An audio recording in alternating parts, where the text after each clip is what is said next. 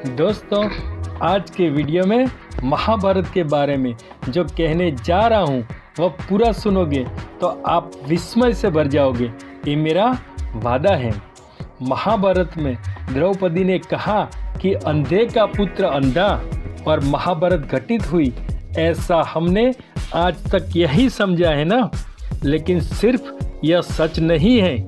महाभारत के मूल में जाकर देखोगे तो ही पता चलेगा कि महाभारत आखिर क्यों घटित हुई, महाभारत किस बुनियाद पर हुई।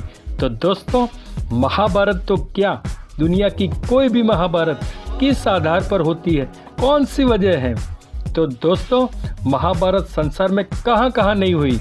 लेकिन दोस्तों, हस्तिनापुर की महाभारत की बात करें तो उसके मूल में राजा शांतनु ने सत्यवती से प्रेम विवाह किया। लेकिन सत्यवती के पिता ने शर्त रखी थी कि सत्यवती का पुत्र ही हस्तिनापुर का राजा बनेगा। बस यही शर्त ही है स्वार्थ की, और देवव्रत ने ली हुई वह भीष्म प्रतिज्ञा है परमार्थ की। बस यहाँ स्वार्थ और परमार्थ की शुरुआत हुई। आज के युग की भाषा में कहा जाए तो राजा शांतनु और सत्यवती ने लव मैरिज किया, जो उस युग में स्वयंवर होता था। लेकिन महाराजा शांतनु ने साधारण नाविक की पुत्री से प्रेम विवाह किया, यानी लव मैरिज। और फिर आगे जाकर दो पक्ष हुए, एक धर्म का और दूसरा अधर्म का, एक सत्य का और दूसरा असत्य का। सत्यवती का पिता क्षत्रिय महाराज होता तो बात और थी, उसकी चाह ऐसी नहीं होती और ना ही ऐसी महाभारत घटित होती। जब विराट हृदय वाला राजा राजी होकर जब देता है तो वचन, राज या कुछ भी दे देता है, चाहे शांतनु हो या भीष्म हो। लेकिन देने के वक्त हमेशा सावधान होकर सोच समझ के देना चाहिए, क्योंकि गंगा हो, सत्यवती के पिता हो या कैकेयी, कोई भी मांगने वाला कुछ भी मांग लेता है।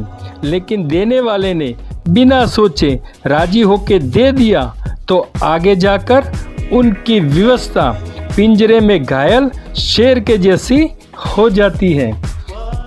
और फिर क्या होना था, संसार की हर महाभारत में भी यही तो होता आया है कि जर जमीन जोरू या छोरू मुख्य कारण ही होता है, चाहे वो परिवार हो, समाज हो या राष्ट्र हो।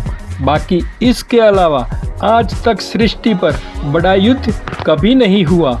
आज भी एक देश दूसरे देश से कुछ छीनना चाहता है तो युद्ध ही होता है।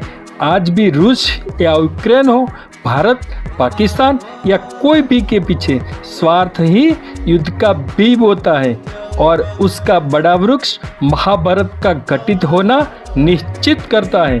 और एक पक्ष धर्म का और दूसरा पक्ष अधर्म का हो, तब निश्चित महाभारत का निर्माण होता है।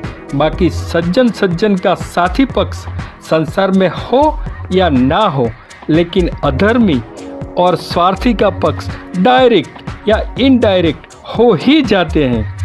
दोस्तों, महाभारत के श्रेष्ठ पात्र की बात करें तो भगवान श्री कृष्ण के बाद अपना सब समर्पित करने वाला दूसरा श्रेष्ठ पात्र भीष्म जैसा ना कोई हुआ है और ना ही कोई होगा। दोस्तों, कहने में तो जो सुनी हुई बात करते हैं वह तो तोते की भाषा है, सिर्फ ज्ञान की बात करता है। लेकिन गहराई से देखकर समझकर जो बोलता है वह ज्ञानी है। लेकिन जो अनुभव से कहता है वह तो महाज्ञानी है। लेकिन ज्ञान की बात करने वाला, ध्यान से समझकर ज्ञान की बात करने वाला और अनुभव से ज्ञान की बात करने वाला, ये तीनों एक जैसे प्रतीत होते हैं। लेकिन तीनों में पाताल, जमीन और आसमान का फर्क होता है। फिर भी संसार यही देखता है आप क्या बोलते हो, और परमात्मा यह देखता है कि आपकी भावना कैसी है। दोस्तों, संसार जैसा है वैसा देखने के लिए बने रहिए हमारी चैनल संसार दर्शन के पॉजिटिव थिंकिंग के वीडियो में। और इस वीडियो को लाइक, शेयर और कमेंट करना ना भूलें। और मिलते हैं नेक्स्ट वीडियो में, तब तक के लिए गुड बाय।